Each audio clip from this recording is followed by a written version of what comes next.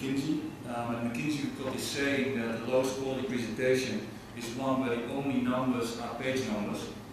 My presentation, actually I forgot, doesn't have page numbers. I have one data slide. Starting point maybe around forecasting. Two things here. One about, like at McKinsey we distinguish three levels. Level 1, which is pretty straightforward forecasting. 2, where you talk about scenarios. 3, where you're basically clueless. My experience of all these years of forecasting has been that actually most stuff is in level 1. And you can make forecasts. And there's a lot of stuff that has been forecasted in the past that has then been disregarded and actually did happen. I'm going to show this here, like the paperless office. Actually, when I work with paper companies, paper demand is incredibly slow. Flattening of organizations. Actually, they have got the benchmarks on it, and the ratios and the number of layers has significantly decreased. Creative destructions. The expected lifetime of a company goes down by 1 year every year already for 2 decades. The dot-com, the dot-com hype and then crash. Actually, when you now look, like 10 years later, most of those forecasts actually in place, etc., etc. The first thing here is always this risk of getting disappointed twice. Because it's forecast, then it doesn't happen, so you're disappointed, and then it actually does happen, but you forgot to take action to it. So my first recommendation here with regard to forecast is take the past forecasts. They will probably materialize in the next couple of years. It's very boring. Apologize. It's actually quite effective. There's another element here which is relevant for social technologies, and that is it has a very high level of complexity because everything is linked to everything. It's an intrinsic characteristics of all of the social stuff, which makes it very, very uncertain, which the McKinsey folks would call level 3. And here it's almost impossible to forecast. And it leads to basically 3 things, and I'll come back in more detail at the end to the last one. The first one is more opportunity for surprise hits. It's good news for example, for VCs. We were discussing that, I think, yesterday, is McKinsey once did an analysis of the US VC industry and its performance year in, year out, over 30 years. Well, the whole industry, for 30 years, underperformed NASDAQ every year. So it's actually in terms of selecting where the value will be created, it's a cottage industry with very low performance.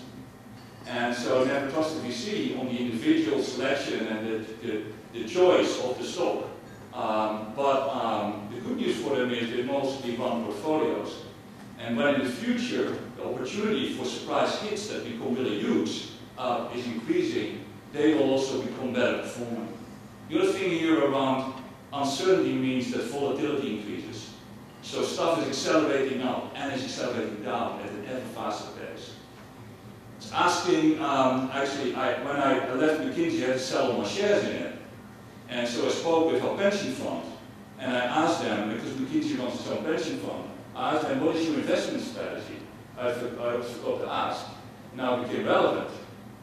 And they said, well, first of all, we don't spend anything. This is about 6 billion, nothing on equity. And already for a very long period, we don't spend anything on equity. So I said, so you're in bonds? He said, no, we're also not in bonds. 0 in bonds. Also 0 in real estate. It's like a couple of thousand special situations. All incredibly opportunistic tiny bets. And then finally on trigger X, the previous speaker said about inventing and preventing the future. I think when you are in an environment where everything is at the boiling point, then triggering effects, catalysts, suddenly become powerful. Now, you cannot trigger anything when everything is stale and fixed. There's also nothing to trigger anymore when the chaos is complete. But that intermediate period is where you can actually you can fulfill your own prophecies by acting on them. I'm going to rush through a couple of very, very quick insights. I'm already out of time, I guess. I think first thing is, behind all of this is digitalization. And digitalization can point to opportunities in zillion ways. I always use as a little framework to check what will work is the child's belief of omnipotence. This very childish belief that you know all that there is to know. This is a toddler's belief. You can control everything and everyone, and you can be everywhere. And always when I listen particularly to the high-tech firms and what they're developing and the new services, it is that pursuit of that childish dream that we all want to be omnipotent and be like God. So this is about connected people and things. Everyone wants to be everywhere, connected to everyone. This is about disappearing costs so that you can have everything. This is about the two-way blend. The two-way blend for me is on the one hand that the real has this overlay of virtual stuff. At the same time, it's the other way, that the virtual is becoming incredibly real and surrounding us. And then the final thing around the perfect proxy or touch point. I think the other one, and two of us were discussing it yesterday night, and the Americans here will all know this site when you come from the West Coast, 23andme.org. But for the Europeans, you can subscribe. It's an open platform where you spit into a tube, your DNA gets analyzed, and then you see it here. I just plugged in I switched to my own site. You get your own health, disease risk, etc. I never click on all of this stuff. What I thought was quite interesting is your ancestry. So you can actually zoom in on this picture. My father's rather tall and blonde, and I can zoom in, and he comes from this Viking village in the south of Norway. My mother is very dark, and we always wondered where her line was coming from. And she actually featured, I'm proud to say, on an ad for chocolate in our country in the 50s. And she actually is the proofs, I think, is of gypsy heritage and comes all the way from Iraq. It's an amazing gift that data can provide you with this kind of insight and history.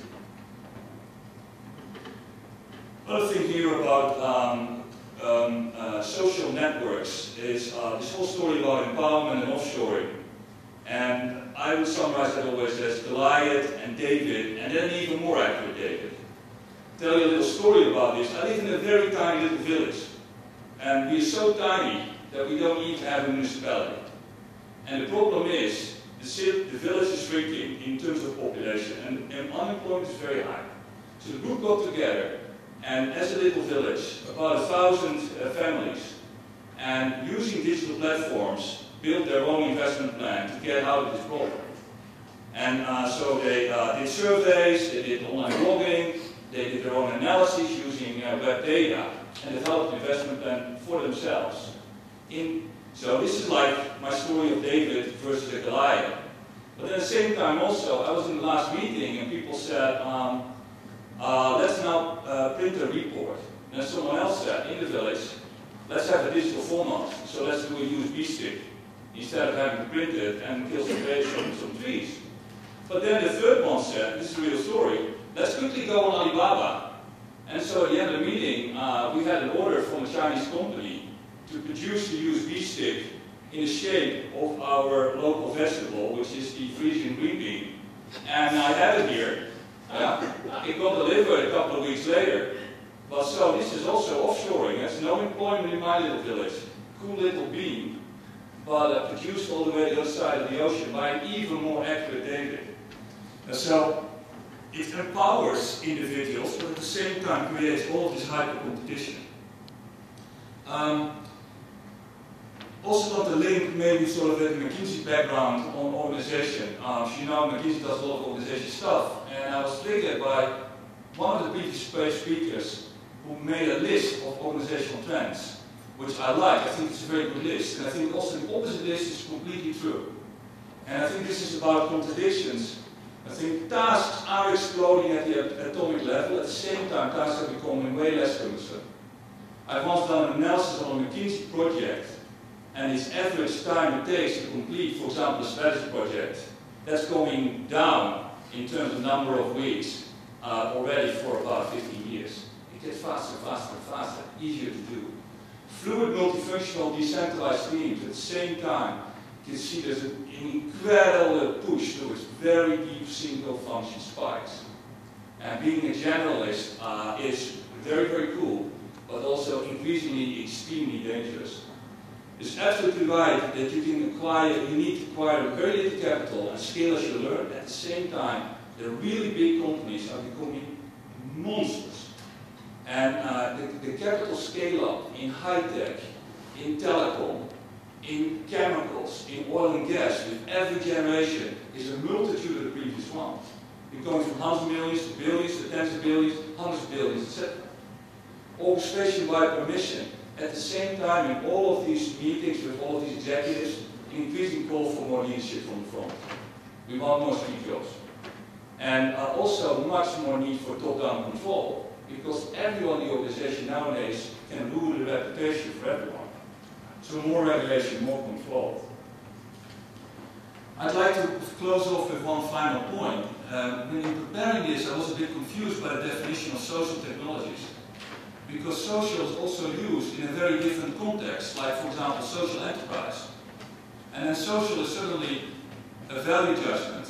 It's not just connecting people, but it's improving its value. And I think that, and I want to make that point here, and maybe for a discussion later, is I think that's just a coincidence. I don't think that social technologies are actually benevolent. I think there are another couple of trends now that make the whole discussion about social enterprise, social movement so relevant. I listed them here. This unhealthy abundance, the increasing sense of a needed balance between people, planet, and profit, the notion of empowerment and alignment and engagement, the sense that we are all interdependent, we live on one planet, and we start to realize it's actually a damn small planet. The responsibility and concern that we are all vulnerable, that we can screw up things big way, and the realization that women are very, very valuable, also in business and in politics and in social movement. So so my sense is that this social technology stuff, in the more literal definition of connecting people, is a two-faced force. It has some positive elements, it has some very negative elements. It provides transparency and empowerment. It also leads to a lot of volatility and chaos. It does lead to disappearing barriers, but it also leads to offshoring and job loss. It leads to immersion, but also to dependence and bending of perspectives. It leads to demystification, but also puppeteering. I built between McKinsey and Nielsen, a global firm, on data analysis. Bosmetrics is part of it. And I was surprised by how much insight, but also how easy it then became to start influencing consumers on behalf of their, or for us on behalf of large corporations, in a way which to me came across very much like puppeteer. I want to finalize with what I'm going to do personally next. Is I'm building this university. It has a research program, and the research program will be on the topic of positive revolutions. And with this story, you get a sense why. Because I think there's, and I don't want to take the word revolution too literally, particularly some of the people here in the room who've gone through real, or are going through real revolutions. But this notion of a positive disruption. And what are the key elements in it? Because in a volatile world, there is that opportunity to do something disruptive that's also constructive. And the things that I'm getting to, but will be doing much more research on, is the importance here of meaningful moving narratives, stories that touch people in the heart and that people carry forward. And with some of the presenters, we got a little bit of a glimpse of that, of a really moving emotional story. Past dependencies, who are these influencers? And what is the right path? And I'm putting here on the left of the slide the traditional stuff that I think is relatively boring and out of date now. No more propositions, it's about stories. No more segment marketing, it's about past dependencies. Also from moving from consumer input to co-creation, particular self-interest. What will make people forward stuff and bring in others? And then finally on predictive modeling, this thing about portfolios and about analytics that prompt decisions in a community. I want to close off with this last thing on journalism.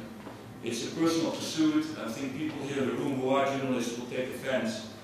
I think it's been an industry that's been shifting already from providing people the news, it's pretty much out there, that's for free, investigation, content aggregation, objectivity.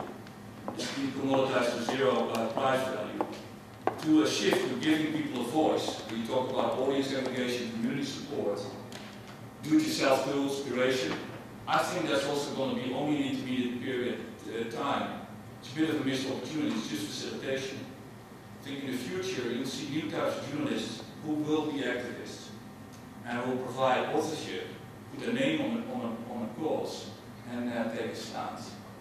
It's a far cry from how most journalists drive themselves towards work. And one thing for the discussion.